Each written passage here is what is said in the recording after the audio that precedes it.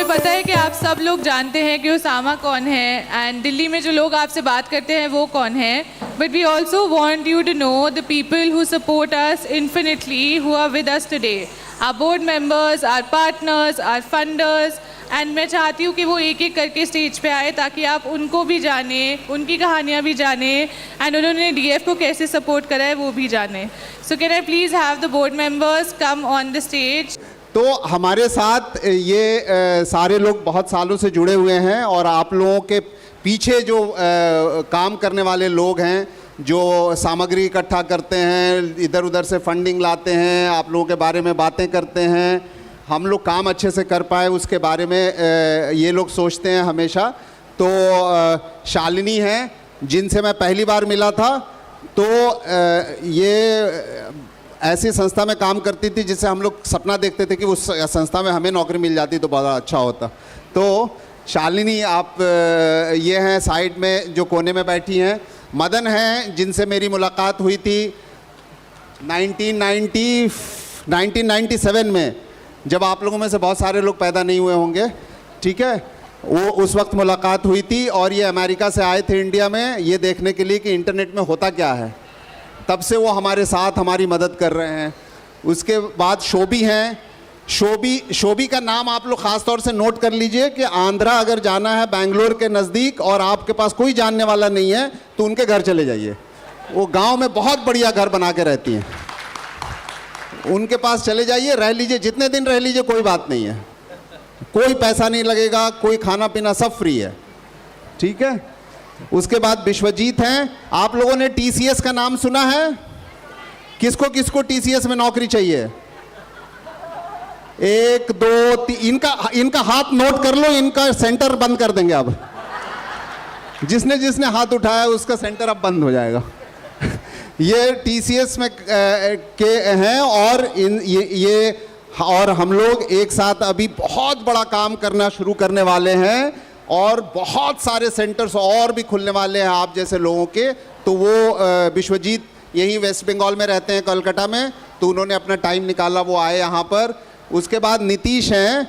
नीतीश जो है वो ऐसी जगह रहते हैं जहाँ आप जा ही नहीं सकते। वो 7 समुंदर पार रहते हैं इंडिया में। इंडिया में तो 7 समुंदर नहीं है, लेकिन कैसे रहते हैं वो 7 समुंदर पार? क्योंकि उनके यहाँ जाने के लिए कई नदियाँ पार करनी पड़ती हैं। वहाँ इंटरनेट भी नहीं होता, वहाँ रेडियो भी नहीं चलता, वहाँ टीवी भी नहीं चलता, ये सिर्फ अकेले यही चलते हैं वहाँ पे, ठीक है। तो वहाँ कैसे चलते हैं इनसे मिलके मालूम कीजिएगा, ठीक है। इनके वहाँ पे हम लोग पूरा इंटरनेट का जाल बिछा रहे हैं। और उसके आगे प्रोमिता हैं। प्रोमिता हमारे वेस्ट बंगाल और आसाम की क्या कहते हैं बैंक है, बैंक, ठीक है। वो हम उनके साथ मिलके ओक फाउंडेशन में हैं और उनके साथ मिलके हम लोग पूरे असम और वेस्ट बंगाल में ये जितने यहाँ दिख रहे हैं ना, इतने सिर्फ इसी 2 स्टेट से दिखेंगे अगले 2 साल के अंदर, अगर काम अच्छा चला तो, ठीक है। तो वो हैं हमारे साथ। और उसके आगे वो हैं जो जिनको मुझे हिसाब घर पे भी देना पड़ता है और बाहर भी देना पड़ता है, ठीक है। वो शेफाली हैं और वो आप लोगों की सारी चीज़ें जो हैं देखती रह रही हैं पिछले 20 सालों से। तो वो शेफाली हैं, वो भी हमारी बोर्ड मेंबर हैं। और शुरू में जब यह संस्था बड़ी नहीं हुई थी, जब बिल्कुल छोटी थी, तो जब अबनेर जो कोने में खड़ा है, जब ऑफिस में ज़मीन में सोता था और काम होता था, तब वो बहुत ज़्यादा मेहनत से काम करती थी और अब जो है वो बोर्ड से काम करती हैं और आप लोगों की मदद करती हैं।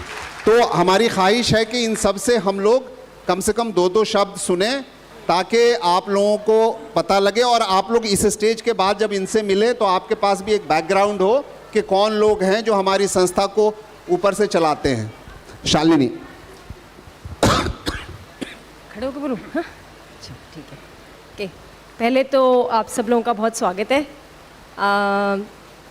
मैं अगर डीएफ की थोड़ी हिस्ट्री में जाऊँ, जब से मैं डीएफ से इन्वॉल्व हूँ, तो थोड़ा दूर से इन्वॉल्व रही। बोर्ड मेंबर, हम एज अ बोर्ड मेंबर सिर्फ ऊपर से एडवाइस देते हैं, बहुत ज़्यादा फील्ड पे जाके कुछ काम नहीं करते जैसे आप लोग करते हैं। लेकिन जैसे ये परिवार बड़ा है डीएफ का, इतने सारे प्रदेशों में और देश के बाहर भी जैसा काम किया है डीएफ में, आप लोग जैसे लीडर्स को, जो लोकल लीडर्स हैं, अपनी कम्युनिटी की इतना सेवा कर रहे हैं, जो ये परिवार इतना बड़ा हो गया है, मतलब मेरे को तो ऐसा लगता है कि हम इतने फॉर्चुनेट हैं एज बोर्ड मेंबर्स कि इनके थ्रू, डीईएफ के काम के थ्रू और आप सब लोगों के थ्रू हम अपनी देश की एक बहुत बड़ी जनता से जुड़े हैं, दूर हैं लेकिन जुड़े हैं।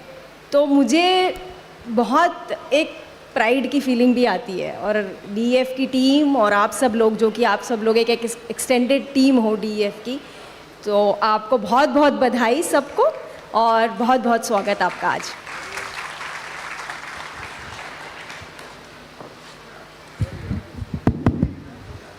ಎಲ್ಲರಿಗೆ ನಮಸ್ಕಾರ. ನಾವು ಬೆಂಗಳೂರಿಂದ ಬರೋದು. आम्ही पुणेरी सुद्धा आहे. आम्ही पुणेमध्ये शाळा सगळं संपूर्ण करलो. आपण मुंबईकर भी हरेला.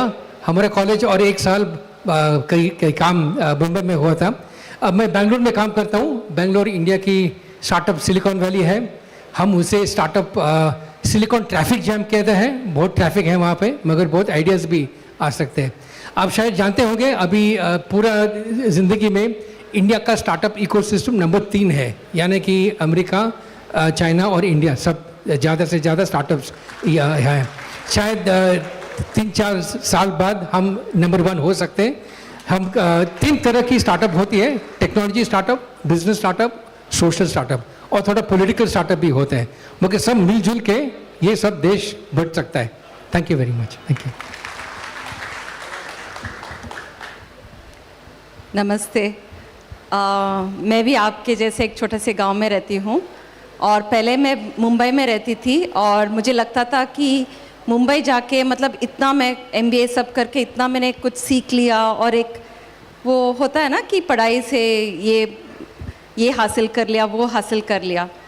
लेकिन एक छोटे से गांव में जाके रहने के बाद मुझे समझ में आई कि ज़िंदगी क्या होती है और आप सब लोग उस ज़िंदगी ऑलरेडी जी रहे हैं और एकदम गर्व से आप शहर वालों को दिखाइए कि गांव का जीवन क्या होता है और क्या विजडम पा सकते हैं आपके यहाँ से. ठीक है.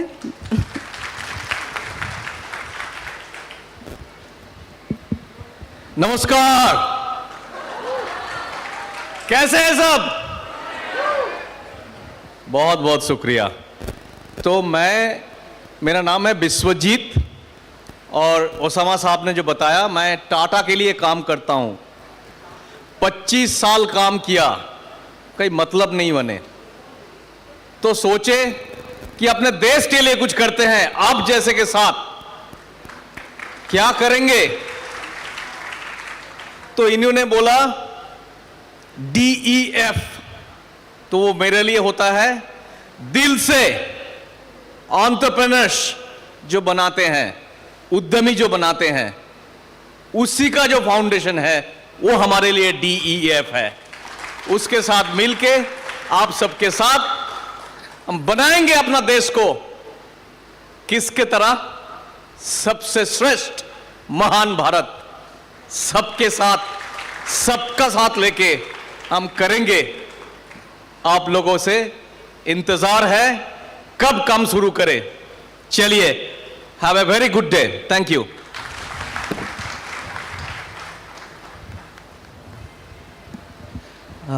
नमस्कार, मेरा नाम नितेश है. एक तो आप सभी लोगों को आभार कि आप यहाँ पर आए हैं. मेरी संस्था का नाम है आदिवासी जन जागृति. जैसा सर ने बताया कि थोड़ा दूर है मेरा घर.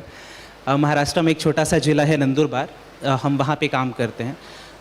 एक तो बहुत बहुत आभार DEF का, ख़ुद ओसामा सर का, कि हमें न सिर्फ हमारे पास DEF की टीम आती है बल्कि हमें भी वहाँ से यहाँ बुलाती है. उसके लिए बहुत बहुत आभार. और ख़ास करके आभार सौरभ भाई का और अबनेर, सौकत भाई, शालिनी, जेनी, ये लोग आए हैं वहाँ पे. जैसा सर ने बताया कि बड़ा मुश्किल है वहाँ पहुँचना, तो थोड़ा सा मुश्किल है वहाँ पहुँचना, बट इसके बावजूद DEF की टीम हमेशा आती रहती है. स्वाति हैं यहाँ पे कहीं. स्वाति हमारे यहाँ पिछले 2-2.5 महीने से काम कर रही हैं. हम जहाँ हफ्ते में एक बार जाते हैं, स्वाति ऑलमोस्ट रोज़ जाती हैं. तो और बहुत अच्छा काम हम वहाँ पर कर रहे हैं DEF की मदद से. जैसा सर ने बताया, इंटरनेट नहीं है, मोबाइल नहीं चलता है, लाइट की थोड़ी कमी है, मतलब लाइट नहीं है. इसके बावजूद और इन सभी में अलग अलग तरीके से डीएफ कनेक्ट करने की कोशिश कर रही वहाँ पर लोगों को, लोगों से, सरकार से और सरकार की योजनाओं से। तो इसके लिए बहुत बहुत आभार मैं पूरी टीम का कहूँगा और आप सभी लोगों का कि आप यहाँ आए हुए हैं। Thank you. Thank you so much. मुझे बताया नहीं गया था कि 2 शब्द भी बोलना है। मुझे पब्लिक स्पीकिंग का बहुत डर रहता है। उसामा सबको अपने जैसा समझते हैं। यहाँ पर बुलाने के लिए बहुत बहुत धन्यवाद। आप सबको बहुत बहुत बधाई और शुभकामनाएं। इट्स अमेजिंग, कलकत्ता के 2 घंटे दूर इतने लोग कैसे आ पहुँचे, कहाँ से इसका एड्रेस मिला, आई हैव नो आइडिया। कहीं ना कहीं डिजिटल कनेक्शंस है, इसीलिए शायद आ पाए। मेरा पहला जो मुलाकात एक सूचना प्रेन्योर के साथ था, वो असम रूरल एक डिस्ट्रिक्ट है। वहाँ पर एक लड़की जो खुद विकलांग है और किस तरह से सूचना के माध्यम से एक बदलाव लाने की कोशिश कर रही है, वो मेरा पहला परिचय है डीएफ का साथ। और मुझे ऐसा लगा कि आजकल के ज़माने में जहाँ सूचना इतना बड़ा एक या जानकारी एक इतना बड़ा ज़रिया होता है आदमी का आत्मनिर्भरता या सामाजिक बदलाव का, वो आप लोग सब मिलके उसको पूरा कर रहे हो। किसी भी व्यक्ति का शक्तिशाली होने का या सशक्तिकरण का उसके पास वो जानकारी होना पहला एक स्टेप होता है ना। और हमारे देश में या दुनिया में बहुत कोशिश किया जाता है कि ये जानकारी हमारे पास ना हो, ताकि हम लोग अपने में शक्तिशाली नहीं बन पाए, हम लोग समुदाय के स्तर पे शक्तिशाली नहीं बन पाए और ये जो असमानता है वो चलता रहे। ऐसे बहुत सारे कोशिशें चलती है। तो वहीं पर हमको लगता है कि डिजिटल एम्पावरमेंट फाउंडेशन और सूचना प्रेन्योर्स का भूमिका इतना ज़्यादा है कि आप लोग गांव के जो अंतिम व्यक्ति है, अंतिम परिवार तक, उनको किस तरह से सूचनाओं के साथ, जानकारी के साथ जोड़ते हैं। तो हमको लगता है ये जो आपका टैगलाइन है, celebrating grassroots innovation and digital leaders, वहाँ पर कहीं पर एक for creating this amazing movement, social movement, वो थोड़ा ऐड हो जाने से सही मामले में डीएफ का जो मोटो है, जो मिशन है, वो शायद दिखेगा। पुनः आप सबको यहाँ पर आने के लिए बहुत बहुत धन्यवाद, बहुत बधाई और आशा करते हैं आने 2 दिन में आप लोग बहुत एंजॉय करोगे अपने एक्सचेंजेस के साथ। आप लोग को भी धन्यवाद। अपने देश को कर रहे हैं हम डिजिटल डिजिटल, हाँ हाँ डिजिटल डिजिटल डिजिटल डिजिटल, हो डिजिटल डिजिटल।